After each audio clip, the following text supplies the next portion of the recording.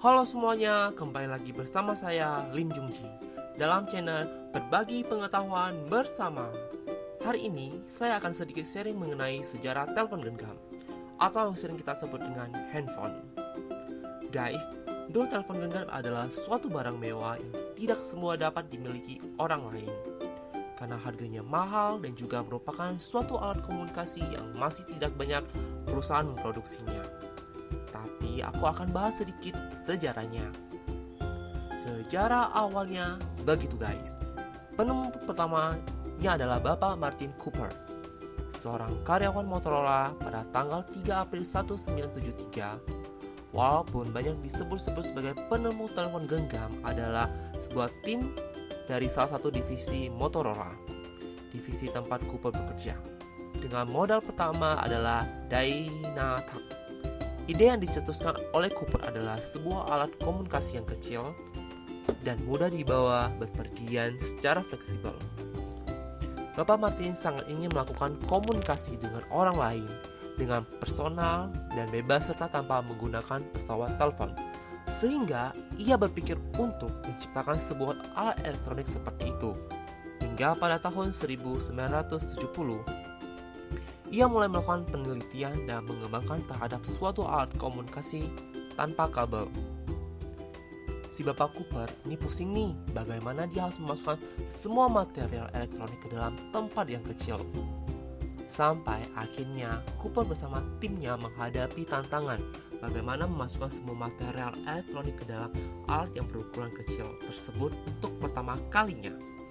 Namun, akhirnya sebuah telepon genggam pertama berhasil diselesaikan dengan total bobot seberat 2 kg pada tahun 1973 atau lebih tepatnya pada tanggal 17 Oktober 1973. Martin Cooper dan para insinyur yang membantunya menciptakan telepon genggam dan John F. Mitchell mulai mematenkan hasil temuannya itu dan penemuannya diberi nama radio telepon system. Mereka mulai mengajukan penemuan itu dengan nomor paten 3906166. Barulah pada bulan September 1975, temuan radio telepon sistem memiliki hak paten atas nama mereka.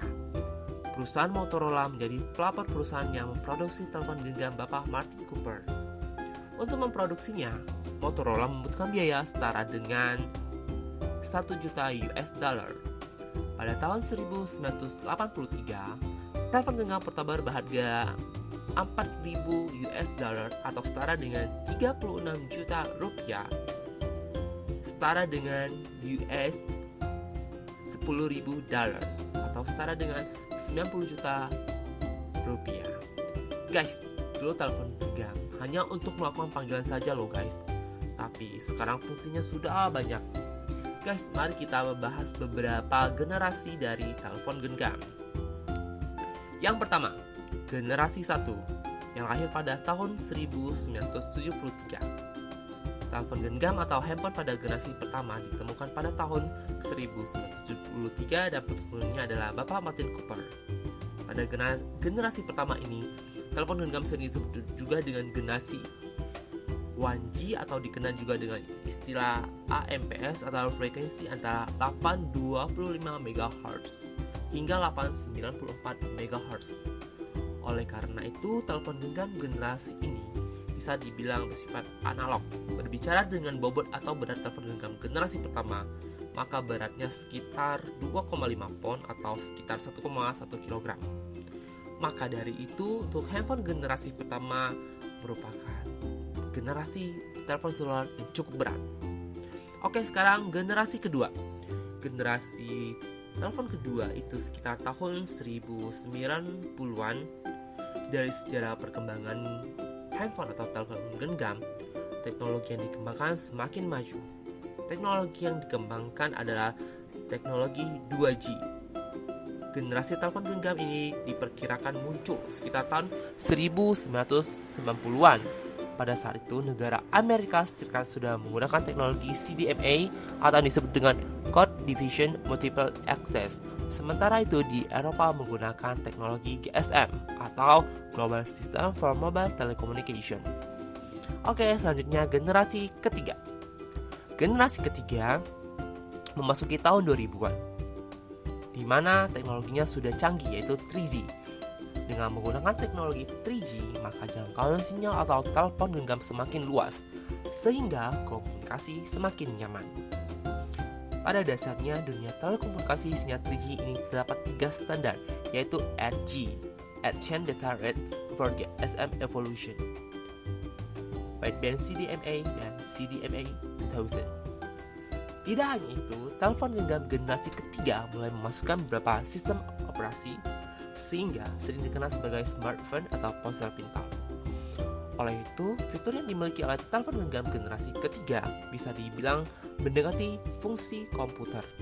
Pada umumnya, sistem operasi yang digunakan seperti Android, iOS, Symbian, dan Windows Mobile. Generasi keempat mulai dari tahun 2010-an. Generasi terakhir dari perkembangan telepon genggam adalah generasi keempat, atau yang lebih sering dikenal dengan teknologi 4th generation.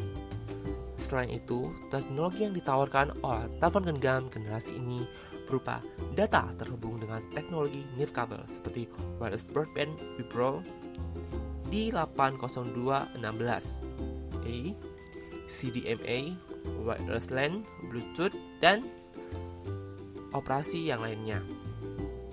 Bahkan, pengguna bisa bermain game secara online, menonton film, hingga menggunakan fitur multimedia lainnya. Handphone atau telepon genggam generasi 4 yang pertama adalah HTC Corporation. Oke guys, sekarang kita akan sedikit membahas fungsi-fungsi dari telepon genggam. Setelah kita membahas sejarah dan biografi singkat penemu dari handphone, yaitu Martin Cooper, yuk guys, kita bahas sedikit fungsinya dari handphone zaman dulu. Yang pertama pastinya dong sebagai alat komunikasi antar manusia, di mana kita melakukan komunikasi pertama yang dilakukan Martin Cooper. Rasanya akan kurang lengkap jika sebuah handphone tidak bisa melakukan komunikasi atau melakukan panggilan kepada orang lain. Kedua, mencari data, berita, informasi dengan layanan internet. Teknologi pada telepon genggam yang semakin canggih membuat telepon genggam kita bisa menggunakan layanan internet. Di zaman globalisasi ini, layanan internet dikatakan cukup penting karena bisa mencari data, berita, dan informasi baik di dalam negeri dan luar negeri dengan mudah. Yang ketiga, hiburan. Ayo, siapa di sini yang sering main game, nonton YouTube, nonton Netflix, dengarkan musik di Spotify? Ya, itulah salah satu fungsi handphone sekarang sebagai hiburan. Keempat, menyimpan data. Semakin canggih suatu handphone, maka semakin besar memori penyimpanan yang dimilikinya. Oleh karena itu, fungsi handphone berikutnya adalah menyimpan data seperti foto, video, berkas, dan sebagainya. Yang kelima, mengirim pesan. Selain berfungsi sebagai panggilan, telepon genggam juga berfungsi untuk mengirim pesan seperti SMS atau short message service dan chatting. Oke guys, untuk mengirim pesan, aku rasa untuk SMS udah mungkin ditinggalkan, tapi masih ada yang memakainya. Mengirim pesan untuk handphone yang sudah canggih ini bisa kita memakai WhatsApp, Line, KakaoTalk, WeChat, dan juga aplikasi sosial media lainnya. Itu guys, singkatnya dari sejarah dari penemu telepon genggam, generasi-generasinya, dan juga dari fungsi-fungsinya. Sebagai manusia yang hidup di era modern, kita tidak boleh sampai tidak tahu sejarah yang sudah berlalu. Jadikan sejarah ini sebagai motivasi berkembangnya kita. Oke guys, thanks for watching and bye-bye.